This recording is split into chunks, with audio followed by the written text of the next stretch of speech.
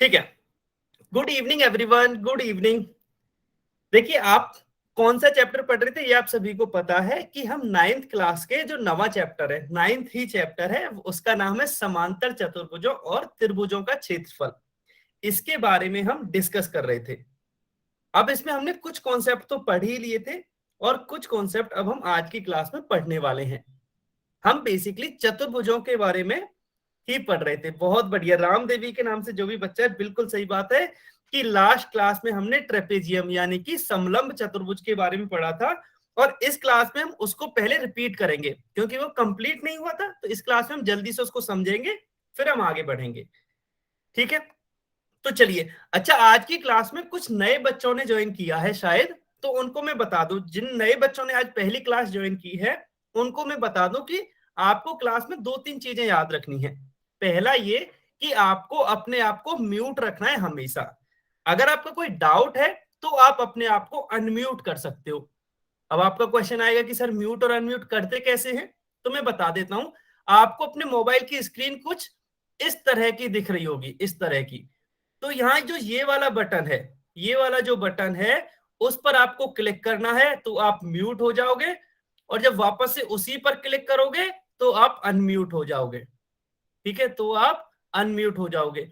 जब आप म्यूट रहोगे तो आप चाहे कुछ भी बोलो, मुझे सुनाई नहीं देगा।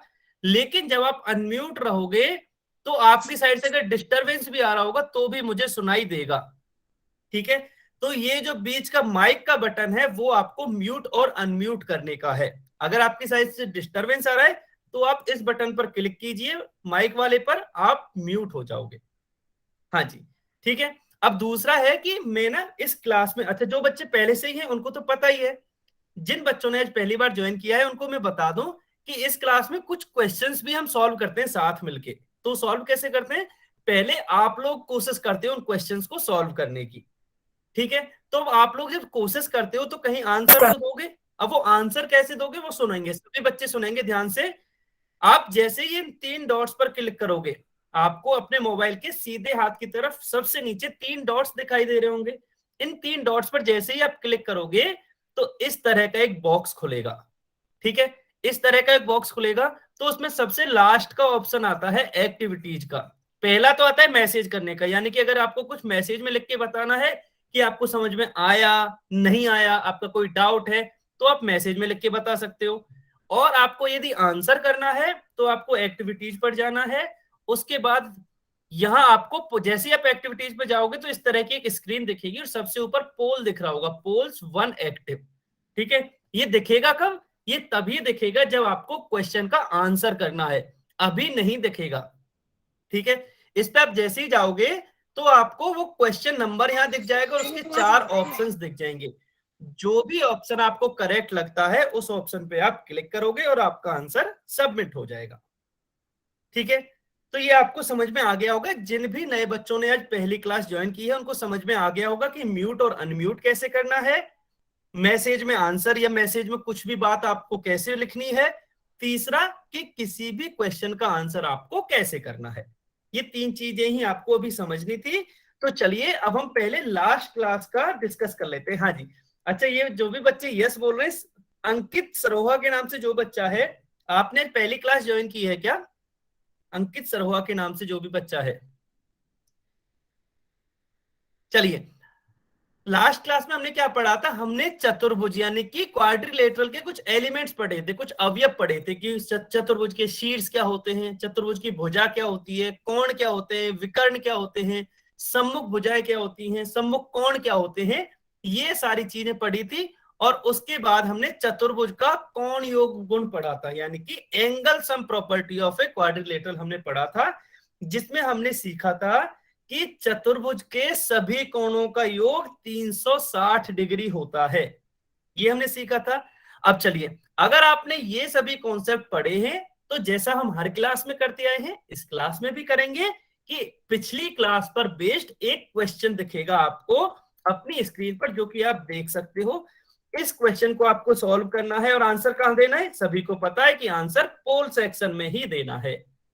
अब क्वेश्चन क्या है, क्वेश्चन में हमें एक चतुर्भुज दे रखा है एबीसीडी और हमें यह बताना है कि चतुर्भुज एबीसीडी में कोण डी का माप क्या है। ये हमें बताना है। तो सभी बच्चे बताएंगे इसको कि चतुर्भुज एबीसीडी में कोण डी का माप क्या है। आंसर किसी को भी कमेंट में नहीं लिखना, मैं फिर से बोल रहा हूं, अगर कोई बच्चा नया भी आया है तो उसको आंसर कमेंट में नहीं लिखना है। सभी बच्चे अपना आंसर पोल सेक्शन में देंगे, कोई भी बच्चा कमेंट में अपना आंसर नहीं लिखेगा। बहुत बढ़िया, एक एक बच्चे ने अभी तक आंसर दे दिया है, मतलब आपने आंसर देना स्टार्ट तो कर दिया है। ठीक है, तो हम कुछ कुछ टाइम वेट करेंगे। आपको किसी भी क्वेश्चन को सॉल्व करने में जल्दबाजी बिल्कुल नहीं करनी है। हम बहुत ही आराम आराम से पढ़ते आए हैं और आराम आराम से ही क्वेश्चन सॉल्व करेंगे, ताकि आप में से किसी भी बच्चे का कोई भी डाउट ना रहे। ठीक है, तो जल्दबाजी नहीं करनी है, क्योंकि एक बार पोल में अगर आप आंसर दे दोगे तो दोबारा अपना आंसर चेंज नहीं कर पाओगे। इसलिए पोल में आंसर देने से पहले अपना जो आंसर आया है उसे 2 बार चेक कर लें कि आपका आंसर सही तो आया है ना, तब आप पोल में जाके उसका आंसर करें। ठीक है, बहुत बढ़िया, आपने आंसर देना स्टार्ट तो कर दिया, बहुत बढ़िया। सभी बच्चे आंसर करेंगे। अभी तो काफी कम बच्चों ने आंसर किए, सभी बच्चे आंसर करेंगे। अभी काफी कम बच्चों ने आंसर किया है, सभी बच्चे आंसर करेंगे। ठीक है, देखो क्वेश्चन ये भी आसान है, ये आपको पता ही है, एक चतुर्भुज के सभी कोणों का योग कितना होता है ये तो आपको पता ही है। ठीक है, अगर ये आपको पता है बस, फिर तो आंसर आ ही जाएगा, फिर तो आंसर में ज्यादा टाइम नहीं लगेगा। सभी बच्चे आंसर करेंगे, मैं थोड़ी देर वेट करूंगा, सिंस ये पहला क्वेश्चन है और कुछ बच्चे थोड़ा सा लेट भी ज्वाइन करते हैं, तो मैं थोड़ी देर वेट करता हूं, उसके बाद मैं इस क्वेश्चन को डिस्कस करूंगा। हम सभी मिलकर इसको डिस्कस करेंगे। ठीक है, बहुत बढ़िया, काफी बच्चे आंसर दे चुके हैं, बहुत ही बढ़िया। ठीक है, पहला क्वेश्चन है तो हम इसमें थोड़ी सी देर रुकेंगे, क्योंकि कुछ बच्चे ने तुरंत ज्वाइन किया हुआ होता है, कुछ बच्चों को पहला क्वेश्चन समझने में शायद टाइम लग जाता हो। पहले क्वेश्चन में थोड़ा सा टाइम लेंगे, उसके बाद हम फिर नॉर्मल स्पीड पे ही चलेंगे। जल्दी से आंसर कीजिए, देखो अभी सभी बच्चों ने आंसर नहीं किया है। हाँ, अब इतना भी कठिन नहीं है कि आप इतना टाइम लोगे, इतना भी टफ क्वेश्चन नहीं है ये, तो इसलिए थोड़ा सा अब जल्दी करोगे, क्योंकि काफी टाइम हो चुका है, लास्ट 15 सेकंड। हाँ जी, गलत हो गया ना, इसीलिए इसीलिए मैं बोलता हूं कि जब भी आप अपना आंसर लिखें उसमें सबमिट करें तो 2 बार चेक कर ले कि आपने सही आंसर पे टिक किया है ना।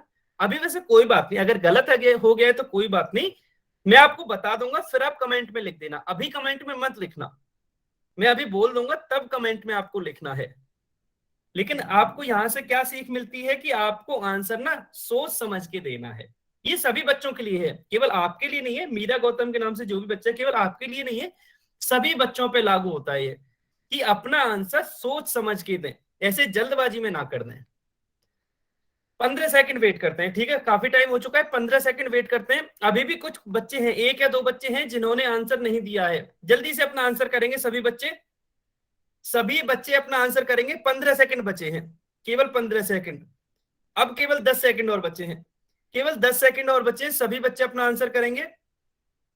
जल्दी से अपना आंसर कीजिए, केवल 10 सेकंड और बचे हैं, केवल 10 सेकंड और बचे हैं, जल्दी से आंसर कीजिए।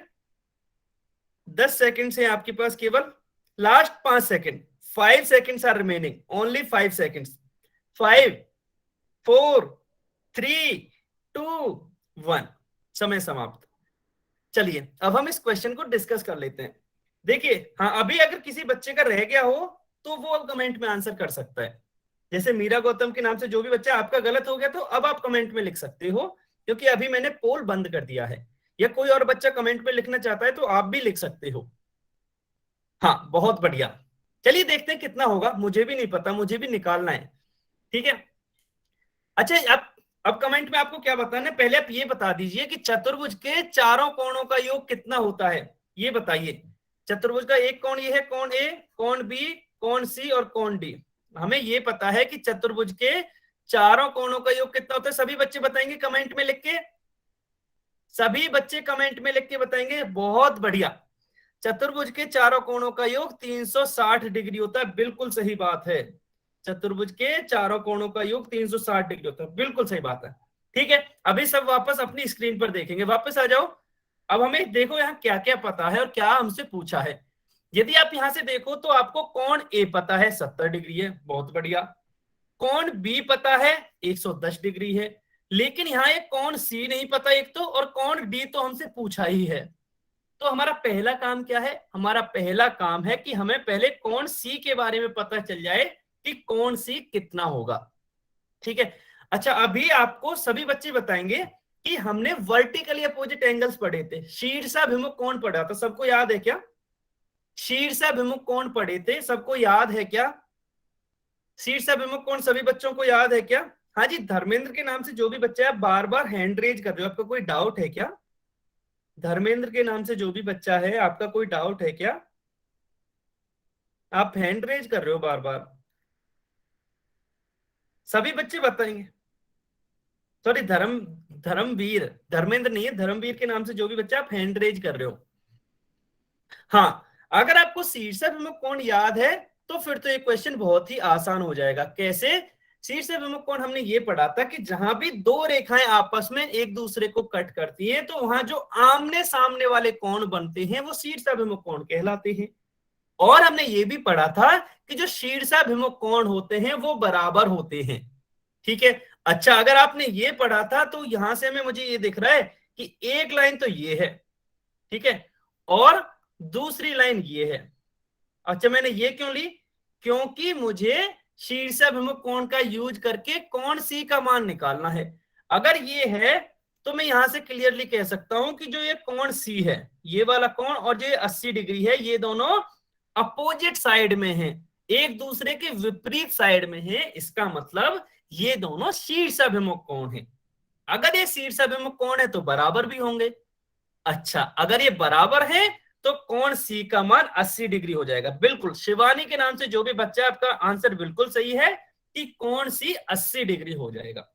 अच्छा, अगर हमें कोण सी पता चल गया तो अब तो डी आसानी से निकाल सकते हैं। चलिए, अब हम सारी वैल्यूज रख लेते हैं। कोण ए का मान 70 डिग्री, तो कोण ए की जगह लिख दिया 70 डिग्री। मेरी आवाज नहीं आ रही? नहीं, मेरी आवाज आ रही है, आवाज में तो कोई प्रॉब्लम है नहीं। कोण बी कितना है? 110 डिग्री। अगर आपको आवाज नहीं आ रही है तो हो सकता है आपकी साइड से नेटवर्क इश्यू हो। कोण सी हमने कितना निकाला अभी? 80 डिग्री। ठीक है, और कोण डी तो हमें निकालना ही है तो हम उसको एज इट इज लिख देते हैं। ठीक है। हाँ जी, टीना के नाम से जो भी बच्चा, आपने सही आंसर किया। मेरा अगला क्वेश्चन यही होने वाला था कि इन तीनों का सम या इन तीनों का योग कितना होगा। आपका आंसर बिल्कुल सही है। नहीं, आपका आंसर सही है क्या? आप चेक कीजिए एक बार। आपने 250 लिखा है, इन तीनों का जो योग है वो 260 होगा शायद। हाँ, आपका आंसर सही है, आपका आंसर सही है। तो शायद आपसे थोड़ी सी गलती हो गई है टाइप करने में या लिखने में। आंसर तो सही आया है। ठीक है, तो हमने क्या किया है, आप दोबारा से देख लीजिए कि हमने इन तीनों को जोड़ा और इन तीनों का योग आया 260 डिग्री, प्लस डी डिग्री को हमने एज इट इज लिख दिया बराबर 360 डिग्री। अब यहां से हम एंगल डी का मान आराम से निकाल सकते हैं कि एंगल डी होगा 360 माइनस 260। अब ये तो बहुत ही आसान हो गया, 360 में से बस 260 घटाने हैं तो हमें मिलेगा 100 डिग्री या 100 डिग्री। तो कोण डी का मान आएगा 100 डिग्री। इसका मतलब जो ऑप्शन बी है वो करेक्ट हो जाएगा। अच्छा, अब ये बताइए आपको समझ में आया या नहीं आया? अंशुल शर्मा के नाम से जो बच्चा आप बार बार बोल रहे हो आवाज नहीं आ रही। नहीं, आवाज आ रही है, मेरी आवाज आ रही है, सही आ रही है। देखो, तभी तो सारे बच्चे आंसर दे रहे हैं कि उनको समझ में आ गया है। अगर मेरी आवाज ही नहीं आती तो बच्चों को कैसे पता चलता कि उसको समझ में आया या नहीं आया? आपने 110 लगा दिया था। अच्छा, ऐसा था क्या? कोई बात नहीं, कोई बात नहीं, कंफ्यूजन हो जाता है, लेकिन आपको समझ में आ गया ना। 110 डिग्री, मीरा गौतम के नाम से जो बच्चा, आपको समझ में तो आ गया ना। मेन उद्देश्य है समझना। कोई बात नहीं, गलत हो गया तो हाँ, बहुत बढ़िया। तो यहां से हमने देखा। अच्छा, ये क्वेश्चन बहुत अच्छे से समझ आ रहा है, बहुत बढ़िया। ठीक है, कोशिश भी हम वही कर रहे हैं कि सभी को अच्छे से समझ में आए। ठीक है, ऑप्शन बी सही है। तो चलिए अब हम पहला कॉन्सेप्ट पढ़ते हैं जो कि है समलंब चतुर्भुज या ट्रेपेजियम। अब आप में से काफी बच्चे थे बोलेंगे सर समलंब चतुर्भुज तो आपने पढ़ा दिया था। बिल्कुल पढ़ा दिया था, लेकिन इस पर बेस्ड हमने क्वेश्चंस नहीं किए थे। तो आज हम कैसे करेंगे, सबसे पहले इसको जल्दी से रिवाइज करेंगे, फिर इस पर बेस्ड क्वेश्चन सॉल्व करेंगे। ठीक है, चलिए, समलंब चतुर्भुज क्या होता है? तो समलंब चतुर्भुज सबसे पहले तो एक प्रकार का होता तो चतुर्भुज ही है, मतलब जिसकी चार भुजाएं तो होंगी ही, ठीक है। तो समलंब चतुर्भुज एक ऐसा चतुर्भुज होता है जिसमें सम्मुख भुजाओं का एक युग्म समांतर हो। क्या हो? कि अपोजिट साइड्स का एक पेयर पैरेलल हो, ठीक है। अच्छा, इसका मतलब क्या है? इसका मतलब आप यहां देख सकते हो कि यदि मैं चतुर्भुज ए बी सी डी की बात करूं तो यहां क्लियरली देख सकता हूं मैं कि जो भुजा ए बी है, जो भुजा ए बी है वो सी डी के पैरेलल है, यानी कि सी डी के समांतर है। ये मुझे कैसे पता चला? क्योंकि यहां दोनों साइड ये एरो का निशान लगा रखा है। एरो का निशान ये बताता है कि ये दोनों पैरेलल हैं, ठीक है। या तो एरो का निशान होगा या पिछली क्लास में मैंने बताया था इस तरह से दो डंडे भी हो सकते हैं। इसका मतलब ये होता है कि A B is parallel to C D, यानी कि ए बी सी डी के समांतर है, ठीक है। अब इस चतुर्भुज में क्या देखा कि दो भुजाएं ये समांतर हैं। अगर एक युग्म समांतर हो गया ना, अपोजिट साइड्स का एक पेयर क्या हो गया? समांतर या पैरेलल हो गया। तो इसका मतलब जो ये चतुर्भुज है ए बी सी डी वो एक समलंब चतुर्भुज हो गया, ट्रेपेजियम हो गया। वो एक समलंब चतुर्भुज या ट्रेपेजियम हो गया है। समझ में आया ट्रेपेजियम? हाँ जी, टीना के नाम से जो बच्चा आपने हैंड रेज किया बताइए। सर अच्छा, ये निशान हाँ नहीं हो तो ये समान क्यों नहीं हो सकती? ये समांतर रेखाएं हैं तो ये बिना निशान के समांतर क्यों नहीं हो सकती? सॉरी सॉरी, आप दोबारा से बोलिए, आपकी आवाज कट रही है। अच्छा क्वेश्चन है, लेकिन उसमें जितना समझ में आया पूरा दोबारा से बताइए, तब समझ में आएगा मुझे। हाँ सर अगर ये निशान नहीं हो तो ये समान क्यों नहीं हो सकती? ये तो समांतर रेखाएं है ना, इसीलिए आगे जाके मिलती नहीं, तो इनका निशान पे वही। क्यों तो आधारित मेरा, होती हाँ, है? अब मेरा क्वेश्चन ये है कि आपको कैसे पता चलेगा कि वो समांतर है या नहीं। मैं उसका उदाहरण देके बताता हूँ, ठीक है। यहां से मैं एक नया पेज ऐड करता हूँ, ठीक है। एक लाइन में यहां बनाता हूँ, ठीक है, और दूसरी लाइन में ऐसी ही बनाता हूं। लेकिन अभी आपको क्या पता कि ये यहां है या इस तरह की है? देखिए, इसके समांतर तो केवल एक ही रेखा हो सकती है। मान लो ये रेड वाली यहां है, अब आप कह रहे हो समांतर है, लेकिन मान लो बिल्कुल ऐसा ना हो कि थोड़ी सी टेढ़ी हो जाए, तो दिखने में तो अब भी समांतर लग रही है। तो आपको पता कैसे चलेगा ये समांतर है या नहीं? इसी के लिए गणित में कुछ नियम बनाए गए हैं कि आपको ऐसे अनुमान या गैस करने की जरूरत ना पड़े ये समांतर है या नहीं है। तो अगर आपको इस तरह का निशान दे, यहां इस तरह का निशान दे, तभी आप कहोगे कि ये समांतर है, चाहे आपको ये दिख भी रही है, ठीक है। लेकिन आपको ये इस तरह का निशान नहीं दे रखा तो हम ये कहेंगे कि ये दोनों समांतर नहीं है, ठीक है। ये गणित के कुछ नियम है कि आप समांतर तभी कह सकते हो जब इस तरह का निशान बना हुआ हो, ठीक है। हाँ, अब रामदेवी के नाम से जो भी बच्चा, हाँ जी, अब आप बताइए आपका क्या डाउट है। सर अगर निशान नहीं होगा तो अगर साइड में लिखा होगा तो भी ये हाँ, समांतर तो चल होगी जाएगा, तो हो जाएगा, यस। तो एक चीज होनी चाहिए, या तो लिखा हुआ हो या फिर या निशान फिर हो, निशान हो। ओके ठीक है। सर। यही मैंने लास्ट क्लास में बताया था। हो सकता है, देखिए, हो सकता है कि ना तो इस तरह का निशान हो ना इस तरह का निशान हो, तो ये कुछ नहीं हो। लेकिन यहां दे रखा है कि A B parallel to C D है, तब भी ये समांतर होगी, ठीक है। आया समझ में? सभी बच्चे बताएंगे, आया सभी के समझ में? हाँ, अच्छी चीज ये है कि आप इस तरह के डाउट पूछा करो, क्योंकि जैसे आप छोटे छोटे डाउट्स पूछते हो ना तो वो आपको हमेशा के लिए याद रह जाते हैं। अब ये आप कभी नहीं भूलोगे कि जब भी समांतर होगा मतलब वहां निशान दिया हुआ होगा, ठीक है। बहुत बढ़िया, अगर आपको ये समझ में आ गया है तो चलिए, समलंब चतुर्भुज ये समझ में आ गया आपको। अब हम समलंब चतुर्भुज के कुछ और उदाहरण देख लेते हैं। देखो, ये मान लो आकृति नंबर 1 है, ये आकृति नंबर 2 है, ये आकृति नंबर 3 है। यदि मैं इन तीनों में देखूं तो इसमें मैं यहां क्लियरली देख सकता हूं कि ये और ये समांतर है। समांतर, मैंने एरो पे निशान लगाया है। समांतर क्या है? समांतर तो भुजाएं है ना, एक तो ये वाली भुजा और एक ये वाली भुजा, ये दोनों समांतर है। तो इसका मतलब क्या हुआ? इसका मतलब ये हुआ कि ये जो चतुर्भुज है वो समलंब चतुर्भुज है या ट्रेपेजियम है, ये समलंब है। इसी तरह आकृति नंबर 2 में तो यहां भी मुझे क्लियरली दिख रहा है समांतर भुजाएं कौन सी है। इस केस में ये वाली हो जाएंगी, क्यों? क्योंकि इन भुजाओं पर तीर का निशान है या एरो है। इसलिए अब चूंकि कोई भी एक युग्म होना चाहिए तो मैं यहां से कह सकता हूं कि ये भी समलंब होगा। अब सभी बच्चे बताएंगे कि जो आकृति नंबर 3 है क्या वो भी समलंब चतुर्भुज होगा क्या? सभी बच्चे बताएंगे कि क्या वो भी समलंब चतुर्भुज होगा? सभी कमेंट में लिख के बताएंगे क्या वो भी समलंब होगा क्या? बिल्कुल सही बात है, सभी का एकदम सही है, क्योंकि यहां देख सकते हैं कि ये वाली भुजा और ये वाली भुजा समांतर है, तो कोई भी एक युग्म होना चाहिए, एक युग्म समांतर है, तो हम ये कहेंगे कि ये भी समलंब है। देखिए आपको ध्यान क्या देना है कि समांतर की बात कर रहा हूं मैं, बराबर की बात नहीं कर रहा। जरूरी नहीं है कि ये दोनों बराबर हो, जैसे कि आप पहले चित्र में देख सकते हो ना, ये वाली भुजा और ये वाली भुजा ये दोनों बराबर नहीं है, ये तो देखने से ही पता चल रहा है, लेकिन ये समांतर है। तो इसका मतलब क्या हुआ कि समलंब में बराबर से कोई लेना देना नहीं है, बस एक युग्म समांतर होना चाहिए। आपको कंफ्यूज हो जाते हैं कई बार समांतर में और मतलब पैरेलल में और इक्वल में, तो आपको कंफ्यूज नहीं होना है। समलंब में या ट्रेपेजियम में जब भी बात करेंगे तो पैरेलल की बात करते हैं, समांतर की बात करते हैं, बराबर से कोई लेना देना नहीं है।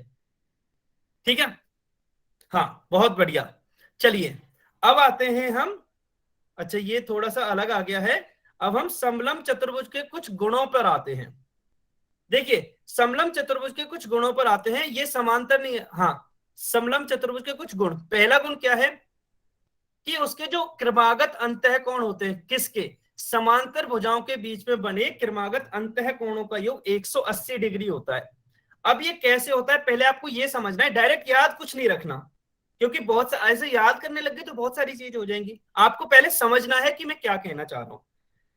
देखिए आपको ये पता है कि इस समांतर चतुर्भुज सॉरी इस समलंब की एक तो ये वाली भुजा और एक ये वाली भुजा समांतर है, ठीक है। अब आपको वापस जो आपने कोण पढ़े थे ना अभी, उसमें आपने अंतःकोण पढ़े होंगे कि जब भी दो समांतर रेखाओं को एक तिर्यक रेखा काटती है तो इस प्रकार बने एक ही तरफ के अंतःकोणों का योग 180 डिग्री होता है। वही नियम यहां लगाना है, बिल्कुल वही नियम लगाना है यहां भी। कैसे वो आपको समझना है कि मान लो कि ये तो है ही ना कि ए बी जो है वो पैरेलल है, ए बी जो है वो समांतर है सी डी के, ए बी और सी डी समांतर है, मतलब ये दो समांतर रेखाएं हो गई। अगर ऐसा है तो मैं यहां से ये कह सकता हूं कि जो ये एडी है वो इनके लिए तिर्यक रेखा हो जाएगी। हाँ या नहीं बताइए, एडी तिर्यक रेखा होगी कि नहीं? जल्दी से बताइए सभी कि एडी तिर्यक रेखा होगी क्या? सभी बच्चे बताएंगे यस और नो। एबी तिर्यक रेखा ट्रांसवर्सल होगी कि नहीं? बहुत बढ़िया, ज्यादातर बच्चों ने यस बोला है जो कि सही है। हाँ दोबारा बता रहा हूं मैं, दोबारा। अच्छा मैंने बस अभी कुछ बताया नहीं है, वैसे मैं फिर भी एक्सप्लेन कर देता हूं कि अभी तक हम समलंब या ट्रेपेजियम की बात कर रहे थे, और ट्रेपेजियम में हमने ये सीखा है कि उसकी कोई भी एक पेयर समांतर होता है, तो इस केस में ए बी और सी डी समांतर हैं। ठीक है, अब ये तो हमें पता ही है, यहां तक तो कुछ सीखना नहीं है, ए बी पैरेलल है सी डी के। ठीक है, अगर मैं एक और भुजा देखूं यहां से एडी, तो एडी भुजा आप देख सकते हो, एडी भुजा ये है। मैंने आपसे ये पूछा कि क्या एडी एक तिर्यक रेखा है क्या? आप में से काफी बच्चों का आंसर था यस, जो कि सही है। मैं फिर भी बता भी देता हूं कि तिर्यक रेखा क्या होती है, कि ऐसी कोई भी रेखा जो दो या दो से अधिक रेखाओं को अलग अलग बिंदुओं पर कट करे। ठीक है, तो आप यहां से क्लियरली देख सकते हो कि जो एडी है वो सीडी को यहां कट कर रही है, ठीक है, और ए बी को यहां कट कर रही है। इसका मतलब दो रेखाओं को कट कर रही है, किस किस को? सीडी को और ए बी को, और दो अलग अलग बिंदुओं पर कट कर रही है।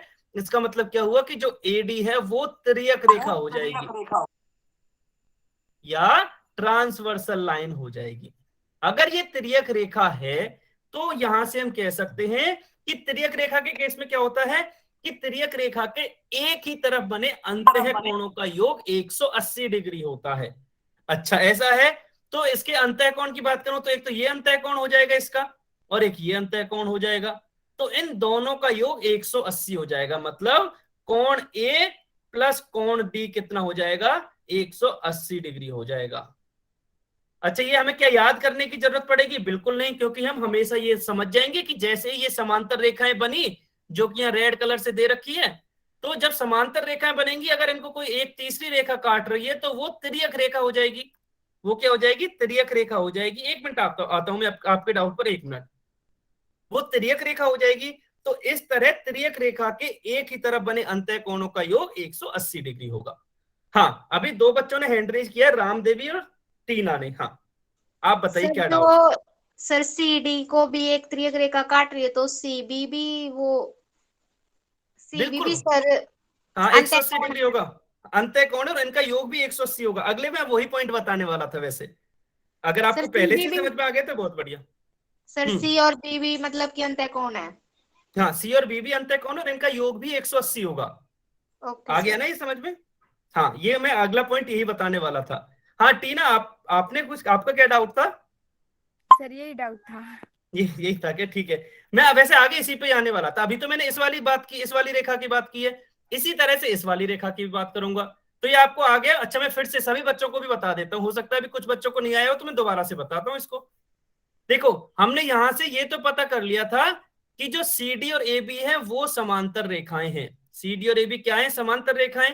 और हमने ये देख लिया था कि इस तरह जो ये वाली तिर्यक रेखा थी, तो उसके लिए एक तो ये अंतःकोण हो गया था और एक ये अंतःकोण हो गया था। तो एक ही तरफ बने अंतःकोणों का योग 180 था। इसी तरह यदि मैं एक दूसरी तिर्यक रेखा की बात करूं जो कि एक सी बी होगी, बी सी कह लो चाहे सी बी कह लो, ये भी तो एक तिर्यक रेखा होगी ना।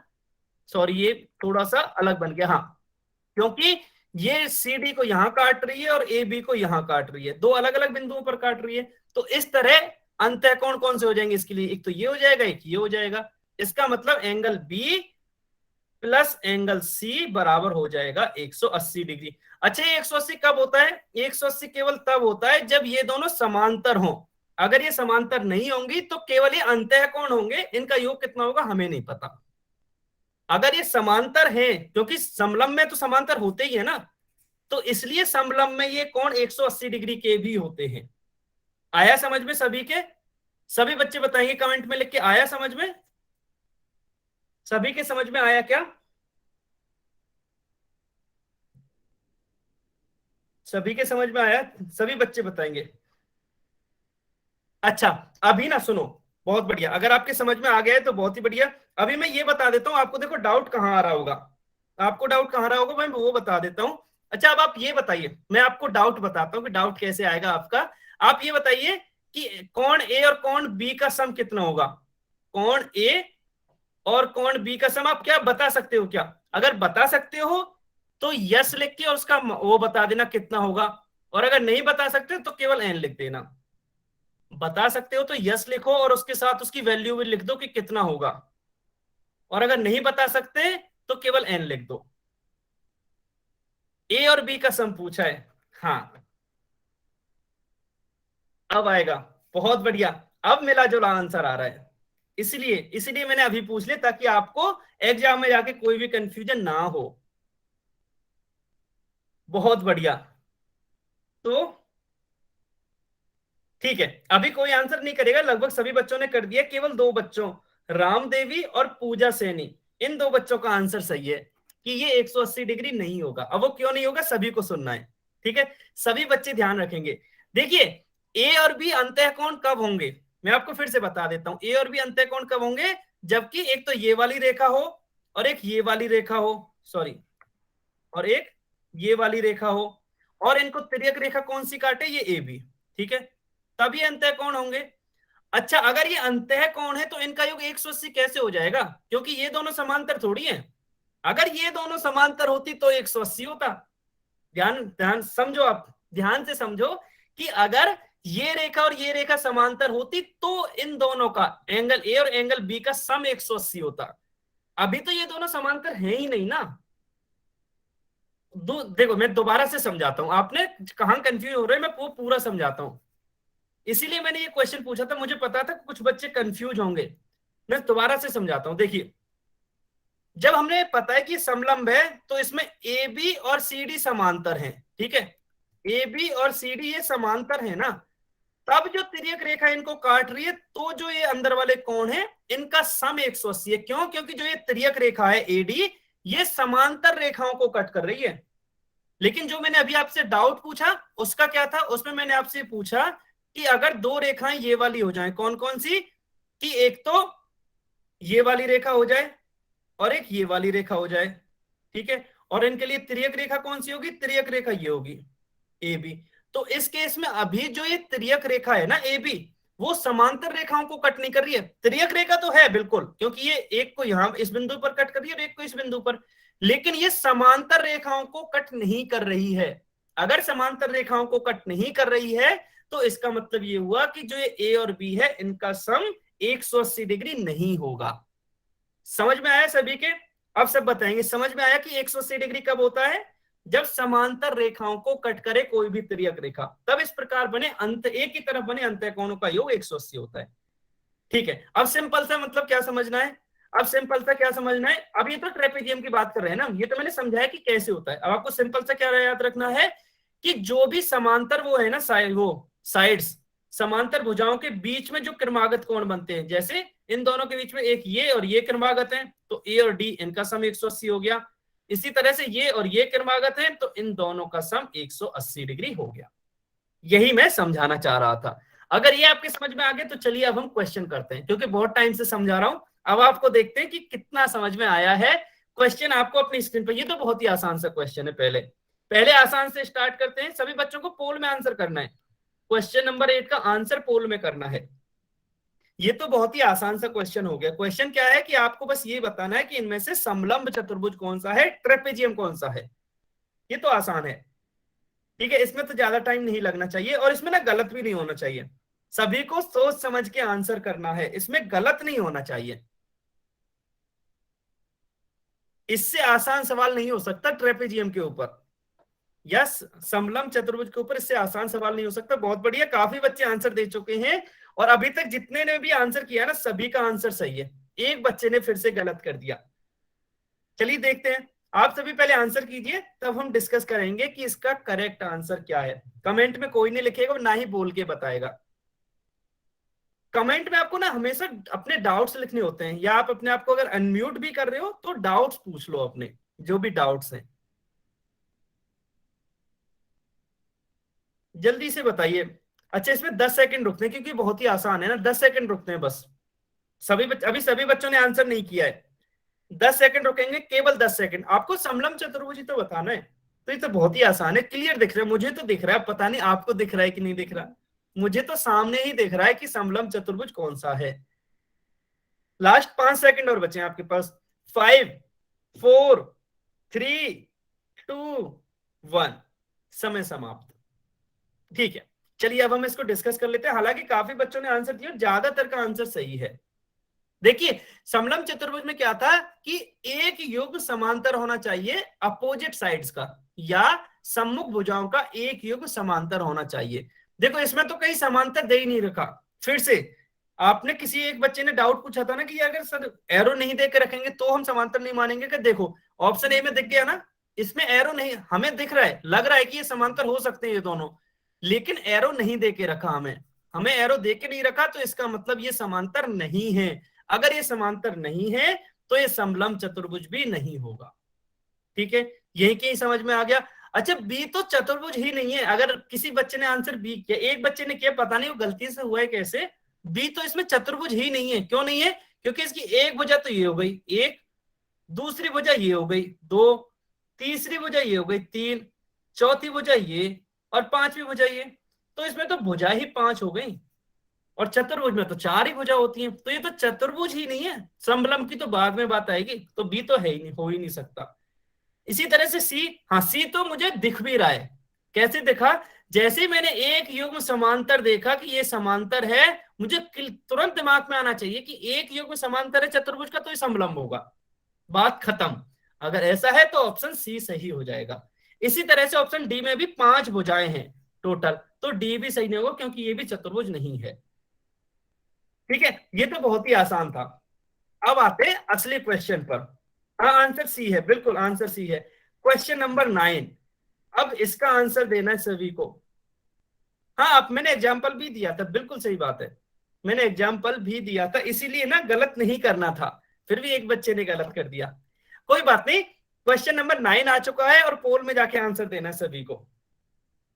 ये क्वेश्चन थोड़ा सा अच्छा है। क्वेश्चन क्या है कि समलंब चतुर्भुज एबीसीडी में यदि कोण ए 70 डिग्री है तो कोण डी का माप ज्ञात कीजिए। यहाँ आपको सावधानी बरतनी है, बहुत ही सोच समझ के इसको हल करना है, जल्दबाजी में हल नहीं करना। ठीक है, अभी तक 2 बच्चों ने आंसर दिया, दोनों का गलत है। अभी तक 2 बच्चों ने आंसर किया, दोनों, हाँ अब सही आने लगा है, बहुत बढ़िया, शाबाश, अब सही आने लगा है, बहुत बढ़िया। देखो मैंने अभी समझाया कोणों के बारे में, समलम चतुर्भुज के कोणों के बारे में अभी समझाया है, बस वही अप्लाई करना है यहाँ। जैसे ही वो अप्लाई कर दोगे यहाँ, अगले ही स्टेप में आपका आंसर आ जाएगा। क्वेश्चन आसान है, अगर आपने कॉन्सेप्ट को याद रखा है तो क्वेश्चन तो बहुत ही आसान है। बहुत बढ़िया, काफी बच्चे आंसर दे भी चुके हैं और काफी बच्चे कंफ्यूज भी हुए हैं। अच्छा ठीक है, कुछ बच्चे कंफ्यूज तो हो गए हैं पक्का, हालांकि एक सही आंसर भी दिया है काफी बच्चों ने। बहुत बढ़िया। अच्छा ये भी काफी आसान सवाल है, तो अब हम 15 सेकंड और वेट करते हैं, केवल 15 सेकंड और वेट करते हैं, जल्दी से आंसर कीजिए। अभी कुछ बच्चे बचे हुए हैं जिन्होंने आंसर नहीं किया है, 2-3 बच्चे हैं जिन्होंने आंसर नहीं किया है। हाँ 10 सेकंड और बचे हैं आपके पास, केवल 10 सेकंड आर रिमेनिंग। 10 सेकंड और बचे हैं आपके पास, जल्दी से आंसर कीजिए, जल्दी से आंसर कीजिए, केवल 10 सेकंड और बचे हैं आपके पास। हाँ जी अंकित सरोहा जी, आपका कोई डाउट है क्या? आंसर मत बताना बस। अंकित सरोहा के नाम से जो भी बच्चा है, आपका कोई डाउट है क्या? आपने हैंड रेज किया है, शायद गलती से हुआ है। ठीक है 5 सेकंड, लास्ट 5 सेकंड और बचे हैं। 5 4 3 2 1, समय समाप्त। चलिए अच्छा, अभी अभी हमने पढ़ा था, चलिए अब आपको एक कमेंट में बताना है, अभी अभी हमने पढ़ा था ना कि समलंब चतुर्भुज में जो सम्मुख भुजाएं होती हैं, उनके साइड में जो कोण बनता है वो उसका योग कितना होता है। मैं उसको स्लाइड भी दिखा देता हूं आपको ताकि आप कंफ्यूज ना हो।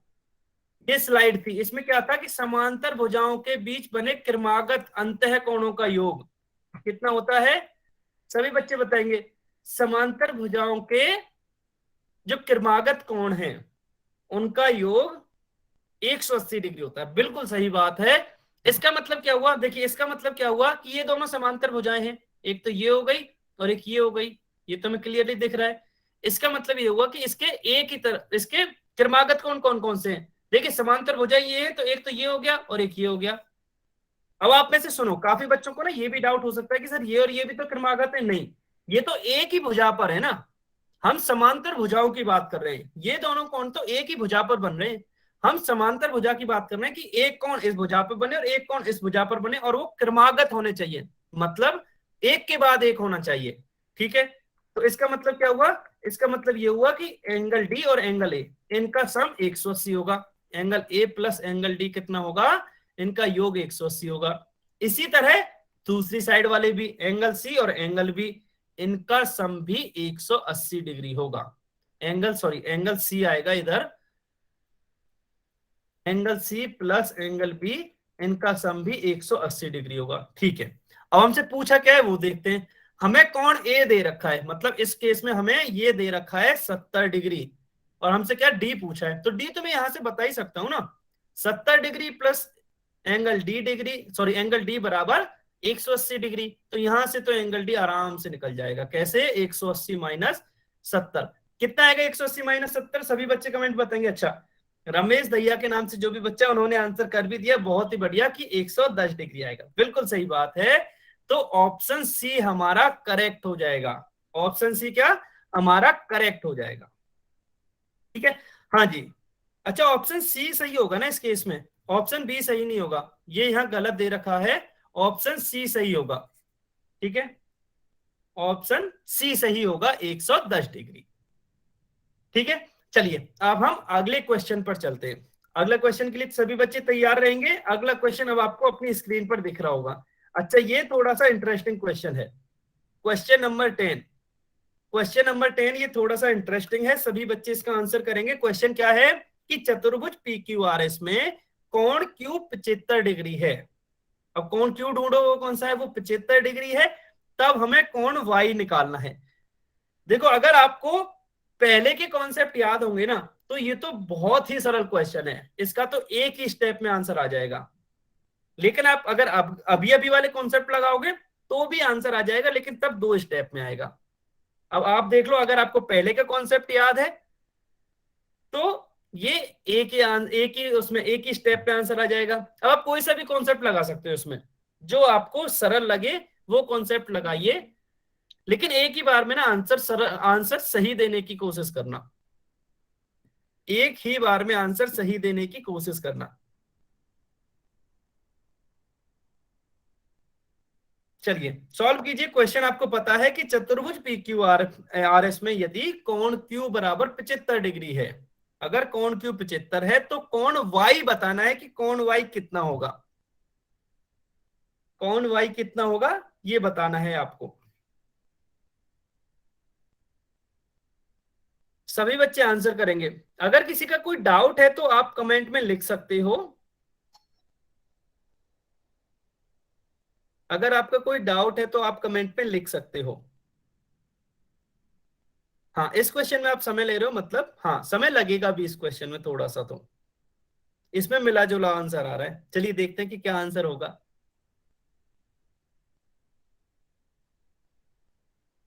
एंगल वाई बताना है आपको कि एंगल वाई, कोण वाई की माप कितनी होगी, ये सभी को बताना है।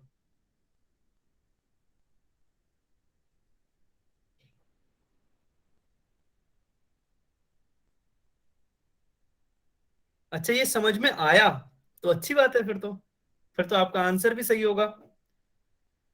ये थोड़ा समझ में आया, आप ये कहना चाह रहे हैं कि थोड़ा कम समझ में आया है, ऐसा क्या हिमांश? अच्छा थोड़ा कम समझ में, क्वेश्चन की कॉन्सेप्ट ये और बता दो, आपको ये क्वेश्चन कम समझ में आया कि ये कॉन्सेप्ट कम समझ में आया है?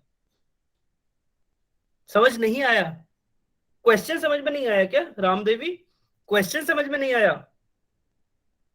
क्वेश्चन ना, फिर तो कोई बात नहीं, क्वेश्चन तो हम अभी समझेंगे। कॉन्सेप्ट तो समझ में आ गया ना आपको, वो तो पता है ना, समलम चतुर्भुज तो समझ में आ गया था ना। हाँ बस, तो फिर क्वेश्चन तो भी समझेंगे ना। आप पहले कोशिश कर लो, अभी हम समझेंगे। जैसे ही समझेंगे ना फिर आपको ये बहुत ही आसान लगेगा। लास्ट 10 सेकंड रुकते हैं, 10 सेकंड और वेट करते हैं। हाँ कोई बात नहीं, सभी मिलकर सॉल्व करेंगे। और आपको ये बहुत ही टॉपिक समझ में नहीं आया समलम चतुर्भुज, ठीक है मैं बता देता हूँ। पहले क्वेश्चन समझेंगे फिर जल्दी से मैं टॉपिक को भी बता दूंगा, कोई बात नहीं, कोई बात नहीं। पहले क्वेश्चन समझेंगे फिर उसके बाद टॉपिक को जल्दी से रिवाइज कर देंगे। लास्ट 5 सेकंड्स और है आपके पास, 5 सेकंड्स। 5 4 3 2 1, समय समाप्त। ठीक है, तो पहले हम इस क्वेश्चन को समझ लेते हैं। देखिए हमने क्या पढ़ा है। अच्छा आपको एकांतर कोण किस किस को याद है, जल्दी से बताइए। एकांतर कोण किस किस को याद है? यस और नो लिख के बताइए, याद है तो यस। एकांतर कोण, एकांतर अंतः कोण, एकांतर बाह्य कोण, किस किस को याद है? याद है ना? आप मुझे बस ये बता दीजिए, आप मुझे बस ये बता दीजिए सभी बच्चे, जिस जिसको भी पता है कि कोण वाई का एकांतर अंतः कोण कौन सा होगा। कोण वाई का, देखिए ये समांतर रेखा है ना, ये वाली और ये वाली, फिर तो यहाँ एकांतर अंतः कोण बन भी सकता है। ये जो भुजा है ये वाली, वो तिर्यक रेखा हो जाएगी। कोण वाई का एकांतर अंतः कोण कौन सा होगा ये बता दीजिए। देखो जेड बनाना है आपको, उल्टा सीधा जैसा भी है, टूटा फूटा किसी तरह का बने, बस जेड की आकृति बन जाए। अगर वो बन गई तो आपका आंसर आ जाएगा। अभी केवल 4 ही बच्चों ने आंसर दिया है, हिमांशी, शिवानी, सूरज और टीना, 4 बच्चों ने बताया है कि एंगल वाई का एकांतर कोण क्या होगा। देखो आपको बताना तभी है जब आपको याद हो, ऐसा नहीं कि सभी बच्चे बता रहे हैं इसलिए आप भी बता दो, नहीं फिर तो मैं फिर समझाऊंगा भी नहीं ना, अगर आपको समझ में आ ही गया है तो। अच्छा काफी बच्चों ने आंसर दिया है कि क्यू होगा। अच्छा मतलब ये वाला कोण और ये वाला कोण एकांतर अंतः कोण है, एकांतर अंतः कोण है ये। अगर ये एकांतर अंतः कोण है, कोण वाई एंड कोण क्यू, तो आप ये देख सकते हो कि ये दोनों समांतर रेखाओं पर बने हुए हैं। आपको कुछ याद आ रहा है क्या कि समांतर रेखाओं पे यदि एकांतर कोण बने तो वो बराबर होते हैं? ये याद आ रहा है? चाहे वो एकांतर अंतः हो चाहे एकांतर बाह्य हो, ये सबको याद आ रहा है क्या कि यदि एकांतर कोण समांतर रेखाओं पे बने हैं तो वो बराबर होते हैं? अगर ये याद आ रहा है तो फिर तो आ गया ना आंसर। अभी बता सकते हो आंसर क्या है इसका, लिख के बता दो। अगर आपको इतना याद है तो फिर तो आ गया ना आंसर। अगर देखो आपने बोला कि आपको याद है, मैंने तो कुछ नहीं समझाया ना अभी तक, बस मैंने आपको याद दिलाया कि आपको क्या याद है। आ गया ना, बिल्कुल सही बात है, सबका आंसर सही है कि अगर एंगल वाई बराबर है एंगल क्यू के, या कोण वाई कोण क्यू के बराबर है, तो कोण क्यू तो हमें दे ही रखा है ना 75। अगर कोण क्यू 75 दे रखा है तो कोण वाई बराबर हो जाएगा 75 डिग्री। यही तो हमसे पूछा है। हाँ जी बिल्कुल, अगर आपका 75 डिग्री दिया तो बिल्कुल सही है, 75 डिग्री दिया तो बिल्कुल सही है। आया ना? देखो बहुत ही सरल सवाल था, बस आपको ये पता करना है कि आपको कौन सा कॉन्सेप्ट याद है या नहीं। ये तो हो गया इसका एक तरीका सॉल्व करने का। देखो मैं बता देता हूं आप, हाँ आपका सही था ना, बहुत बढ़िया। देखो मैं आपको बता देता हूँ कि आपको ये कैसे समझ में आना चाहिए, मुझे कैसे याद आया। देखो मैंने ये देखा कि ये दो समांतर रेखाएं दे रखी हैं और उनको एक तीसरी रेखा काट रही है। जैसे ही मेरे माइंड में ये आया कि दो समांतर रेखाओं को एक तीसरी रेखा काट रही है, तो वहां या तो एक अंत्य और बाह्य कोण का कॉन्सेप्ट होता है, या एकांतर अंत्य और एकांतर बाह्य का कॉन्सेप्ट होता है, या फिर संगत कोण बनते हैं वहां। ये सब चीज मुझे तुरंत याद आ जाती है कि यदि एकांतर कोण बनेंगे तो बराबर होंगे, संगत कोण बनेंगे तो भी बराबर होंगे, अगर एक ही तरफ के अंत्य कोण होंगे तो उनका योग 180 होगा। हाँ, या फिर दूसरा कॉन्सेप्ट ये भी है, बिल्कुल रमेश भैया के नाम से जो भी बच्चा है, आपने, हाँ जो आपने बताया बिल्कुल सही है। दूसरा कॉन्सेप्ट में इसी पे आने वाला हूं, दूसरा मेथड। अगर आपको ये समझ में आ गया तो देखिए दूसरे मेथड पे आते हैं। ये हमें दे रखा है कोण क्यू 75 डिग्री है, ठीक है, कोण क्यू 75 डिग्री है और इन दोनों का योग 180 डिग्री होता है। क्यों? क्योंकि समलंब में इस तरह से एक ही तरफ जो कोण बनते हैं उनका योग 180 होता है। इसका मतलब क्या हुआ? इसका मतलब हुआ कि यदि ये 75 डिग्री है तो ये हो जाएगा, कितना होगा जल्दी से बताइए, ये कितना होगा कोण आर? कमेंट में लिख के बताइए कोण आर कितना होगा। रमेश दैया के नाम से जो भी बच्चा उन्होंने सही बताया है, कोण आर कितना होगा? हाँ जी आपने तो पहले ही बता दिया था, बिल्कुल 105 डिग्री। बिल्कुल सही बात है। क्यों? क्योंकि इन दोनों का योग तो 180 है ना, इन दोनों का। अगर ये 105 डिग्री है, ठीक है, अगर ये 105 डिग्री है तो कोण आर और कोण वाई तो सीधी रेखा पर बने हुए हैं। अब इन दोनों का योग भी 180 होगा, मतलब 105 तो ये हो गया, तो बाकी कितना रह जाएगा? ये 75 डिग्री रह जाएगा। ये मैंने बहुत ही शॉर्टकट में समझाया आपको और बहुत ही जल्दी समझाया है। क्यों? क्योंकि बस कैलकुलेशन ही तो करनी है। आपको सारे क्वेश्चंस ना बहुत ही आसान दिखने चाहिए, कठिन कुछ नहीं दिखना चाहिए, इसलिए मैं उसको हमेशा जल्दी से, ये इजी है तो ये ले लो, जो भी आपको इजी लगे वो रख लो, जो भी आपको इजी लगे वो रख लो। कैसे समझ में आया मैं फिर से आपको एक्सप्लेन कर देता हूं जल्दी से। मुझे ये पता है कि ये 75 है, अगर ये 75 है तो आर का और क्यू का योग 180 होगा, 180 होगा। तो 180 में से जब मैंने 75 घटाया तो ये आ गया मेरे पास 105 डिग्री। अब मुझे ये पता चल गया है कि आर 105 है और आर और वाई है वो एक सीधी रेखा पर बने हुए हैं, तो इनका योग भी 180 होगा। अब उस 180 में से 105 तो ये रहा, बचा कितना? 75 डिग्री, वो वाई हो जाएगा। बात खत्म। आए सभी को समझ में? जल्दी से बताइए अब लास्ट, सभी को समझ में आया? ऑप्शन ए इसका करेक्ट आंसर होगा। ठीक है, देखिए आपको इतना समझ में आ गया, बहुत बढ़िया। चलिए अब मैं वापस से पहले समलंब के कॉन्सेप्ट आपको समझा देता हूं कि मैंने समलंब में क्या समझाया था।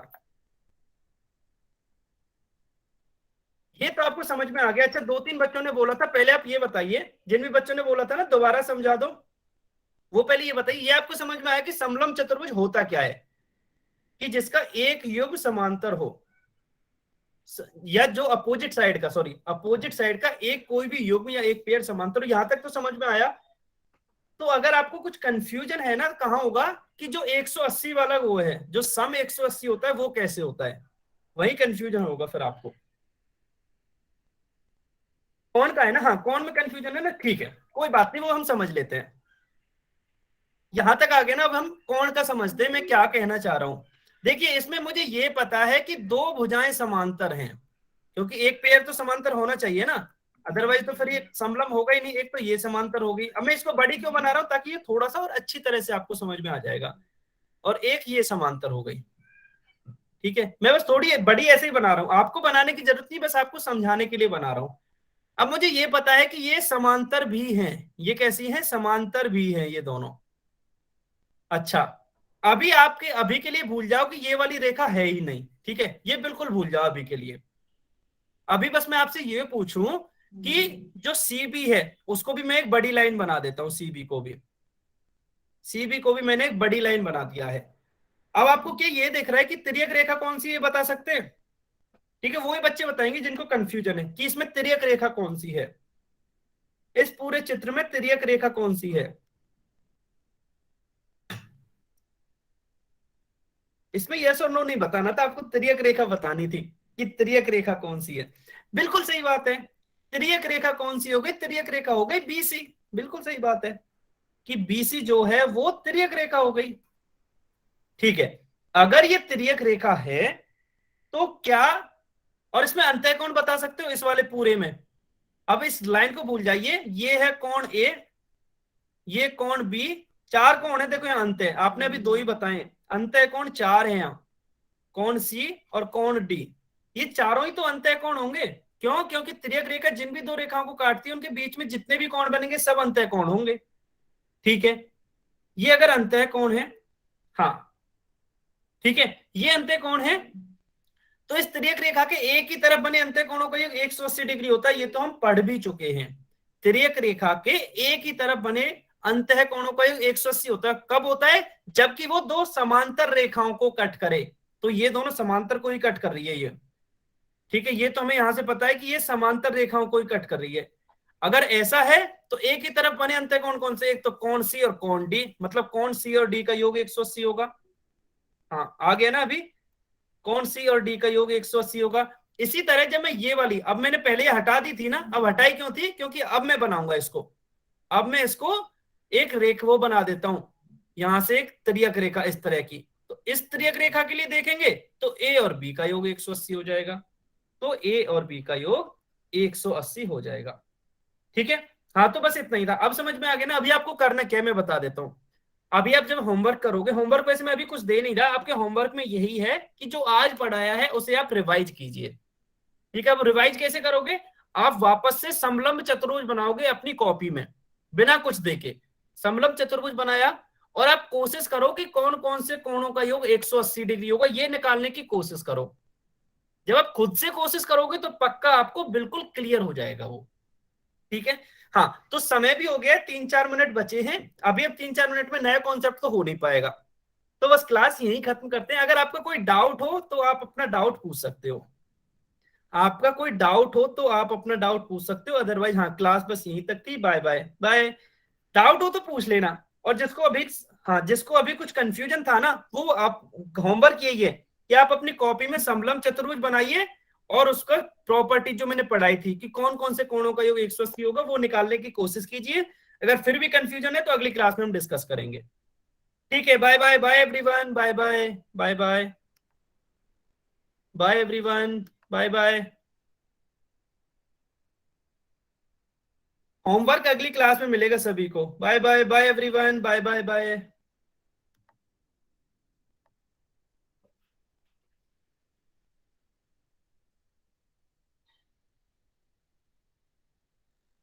अभी भी कुछ बच्चे हैं, आपका कोई डाउट है क्या? Bye bye bye bye.